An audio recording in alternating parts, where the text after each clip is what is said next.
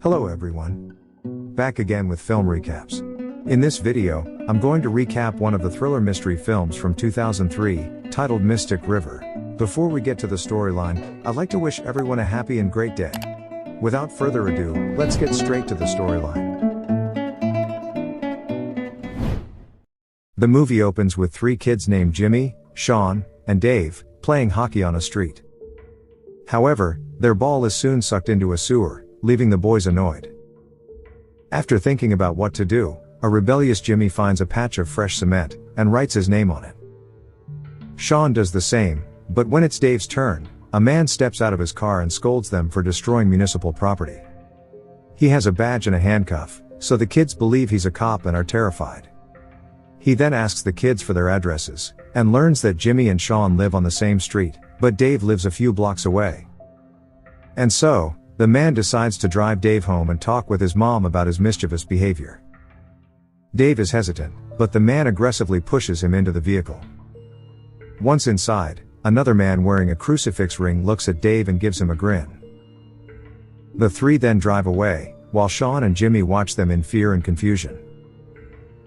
Afterward, the duo quickly finds their dads and informs them about what happened. The adults are confused and scared, wondering why the cops had to take Dave away simply for writing on wet cement. Elsewhere, we see a scared Dave in the basement of a house, revealing that the two men have kidnapped him. It turns out they are pedophiles who take turns abusing the young boy. But a few days later, Dave somehow manages to free himself from his captors and escapes into the woods. He reunites with his family, but it's clear that the incident has severely traumatized him, and he will never be the same again. The scene then cuts to 25 years later, where we see an adult Dave picking up his son from school. The two also arrive on the same street where Dave used to play, and he's disturbed as he recalls the horrors he endured as a child. Elsewhere, we see Jimmy, who lives nearby and runs a local supermarket. He's approached by his teenage daughter, Katie, who tells him that she's going to a party tonight. Jimmy agrees, but advises her not to stay late because tomorrow is her younger sister's first communion. Later, Katie gets in her car, and is startled to discover her boyfriend, Brendan, in the backseat. She warns him that if her dad catches him sneaking into her car, he will kill him. The two then kiss and decide to meet tomorrow as planned. Not far away, we meet Sean, who now works as a homicide detective, alongside his colleague, Whitey. Later that night, Dave is drinking at a bar, when Katie appears with her friends. He recognizes her, and watches on as the girls climb onto the counter and start dancing and enjoying themselves. Around midnight, Dave returns home, shockingly covered in blood and with a slight cut on his abdomen. His wife, Celeste, is terrified to see his state, so Dave frantically explains that a mugger attempted to rob him, and the two got into a fight. Celeste tends to his wounds, while Dave explains how he bashed the mugger's head, and worries that the man could be dead. He begins crying, so Celeste comforts him and assures him that it was not his fault. The next day, the cops receive a call from a boy who claims that he and his friend found a car, with traces of blood on it. They provide the location, but when the cops ask for their names, they hang up without responding. The police soon arrive at the scene and discover the bloodstained car, but there's no body. Elsewhere, Jimmy gets a call from his employee, who says that Katie still hasn't arrived at the store. Jimmy gets up to check her room, but she isn't there either. Later, while Jimmy is at the store, Brendan arrives with his younger brother, Silent Ray, who is mute. Brendan doesn't see Katie, so he casually asks Jimmy about her since today is her shift. But an annoyed Jimmy only responds that Katie's sister is making her first communion at church today. Elsewhere, Sean and Whitey arrive at the crime scene, and learn from another cop that the bloodstained car belongs to Katie. This greatly worries Sean, as he knows she is Jimmy's daughter. Meanwhile, at the church, Jimmy is attending his youngest daughter's communion, and becomes upset when he doesn't see Katie there. Celeste, on the other hand, reads the newspaper, and is concerned when she can't find any info or update about the mugger who attacked her husband. Later, Jimmy finally arrives at the crime scene, surrounded by cops, and he is shocked to see his daughter's car there. Sean, meanwhile, has reached a nearby lake, as it turns out the dogs have found something. He then gets a call, informing him that a man has shown up claiming to be the girl's father.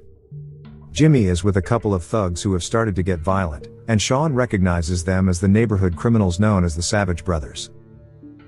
Afterward, Sean meets with Jimmy and tries to calm him down, saying his daughter is only listed as missing.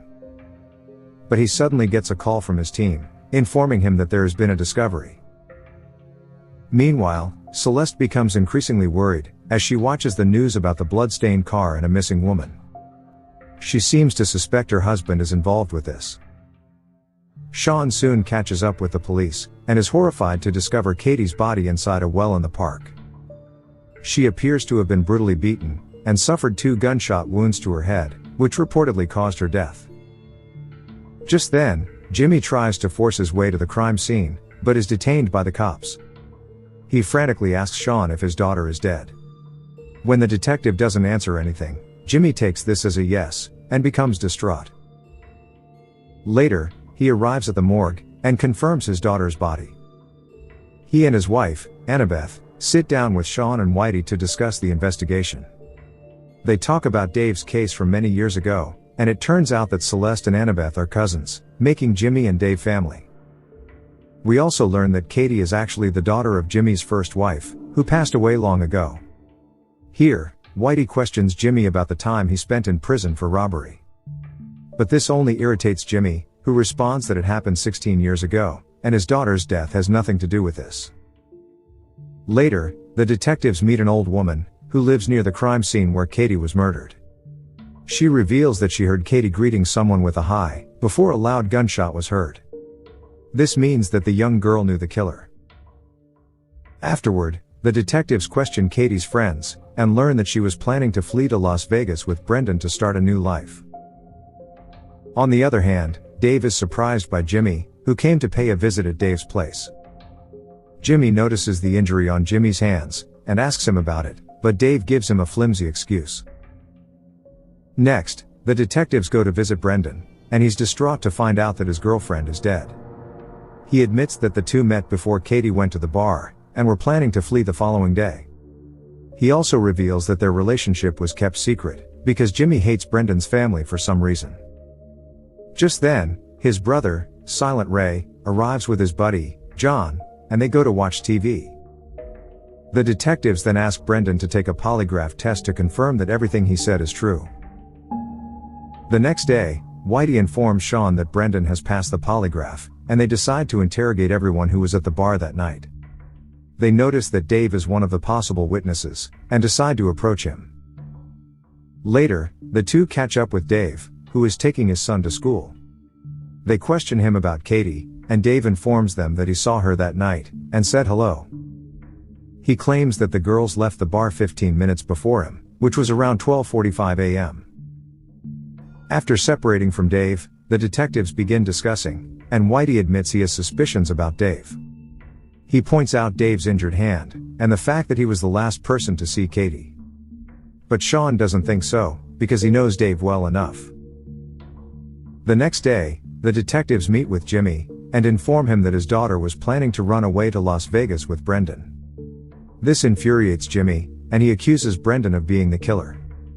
However, the detectives disagree, as Brendan passed the polygraph test, and clearly loved Katie a lot. Sean then asks Jimmy why he hates the boy so much, to which he explains that it's because of Brendan's father, who was called Just Ray. He reveals that Just Ray was a criminal, and the two of them never got along. Just Ray abandoned his wife while she was pregnant with their second child, so Jimmy believes Brendan is similar to his father. Later, the detectives return to the station, and discover that the gun that killed Katie was fired from a .38 special revolver. The surprising thing is the same firearm was used 18 years ago, in the robbery of a liquor store. Elsewhere, Brendan is grieving for his girlfriend when Silent Ray arrives to comfort him. He tells his brother that their mom said he's better off without Katie, and will find someone else again. Meanwhile, the detectives arrive at the liquor store where the robbery happened 18 years ago.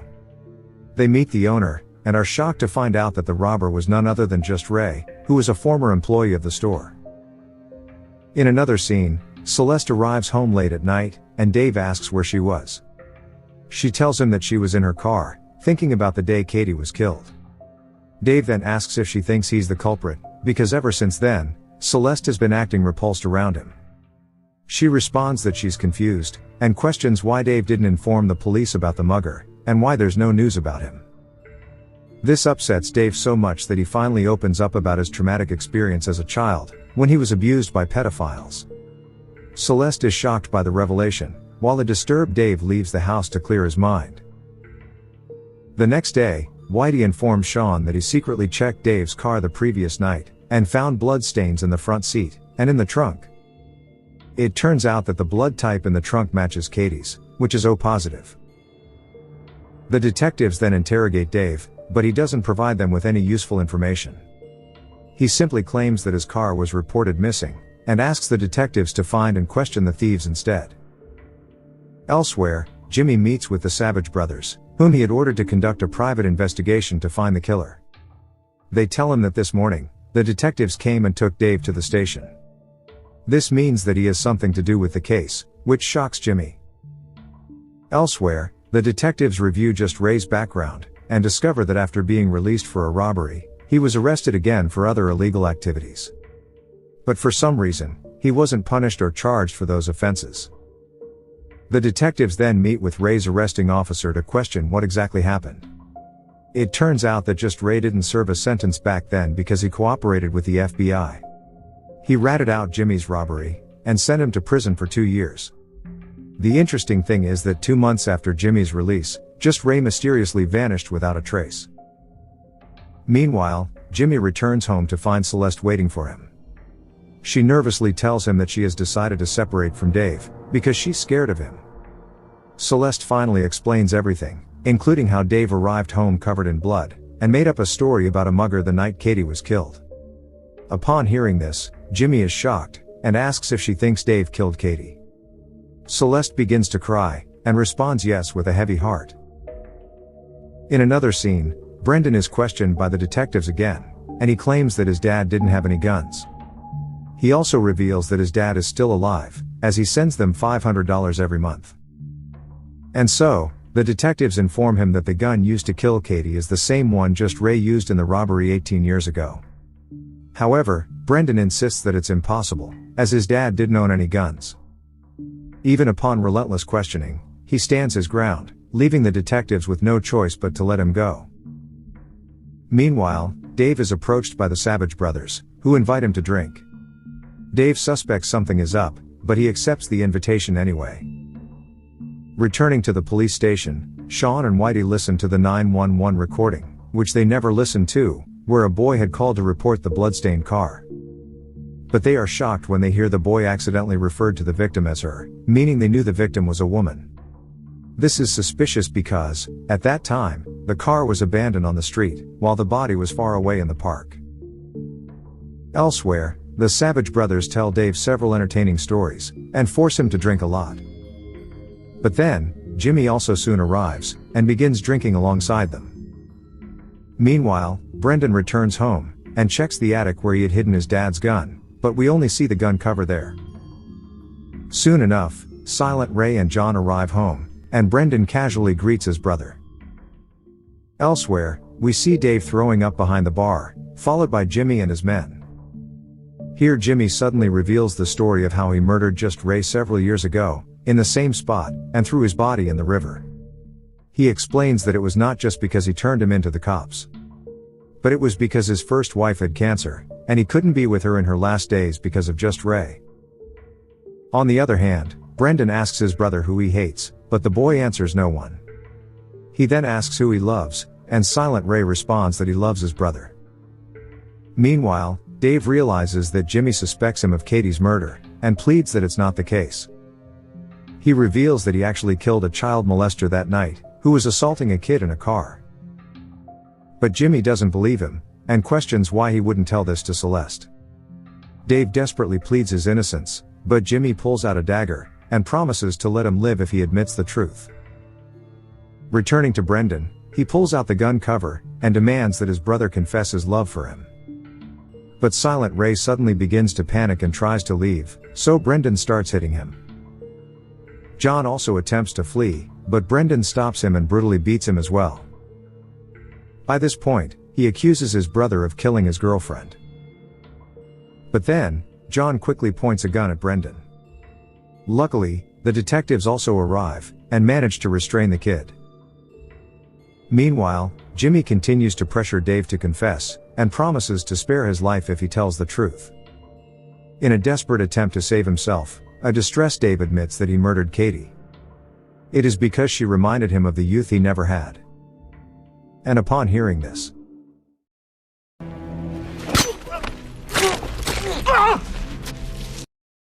an enraged Jimmy brutally stabs Dave in the gut several times before throwing away the dagger. But Dave is still alive, so Jimmy shoots him to finally put an end to his life. The next day, Sean meets with Jimmy, and informs him that they have finally found the culprits, Silent Ray and John. It turns out the kids had stolen the gun, and attempted to menace a random car, which turned out to be Katie's. John tried to scare her with the gun, but it accidentally went off. A terrified Katie then hit them with the car door and tried to run away. Fearing she would tell on them, they chased her into the park, where Silent Ray beat her with a hockey stick, and John shot her to death. Of course, Jimmy is shocked, and can't believe that he killed an innocent man.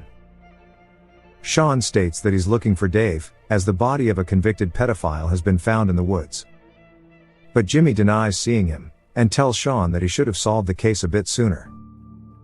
Upon hearing this, Sean realizes what Jimmy has done, and is left bewildered. Sean then asks Jimmy if he will also send Celeste $500 per month, but the latter doesn't respond.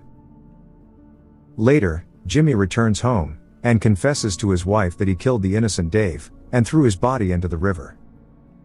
Surprisingly, Annabeth reassures him that it's not his fault, as he only did it out of love for his family. She adds that it's all Celeste's fault, as she babbled about her husband's business without knowing the whole truth. In the final scene, a neighborhood parade is going on, where a confused Celeste is wandering through the crowd. A float with children passes by, and she frantically tries to call her son. But he doesn't respond to her, as he blames her for separating from his dad. Meanwhile, Sean is also watching the parade, and he notices Jimmy in the crowd. He mimics a gunshot gesture at Jimmy, implying that he's going to make him pay for his actions, but Jimmy seems chill, and doesn't seem to be affected by his threats. The movie then concludes with the sight of the names Sean, Jimmy, and Dave scratched into the sidewalk 25 years ago.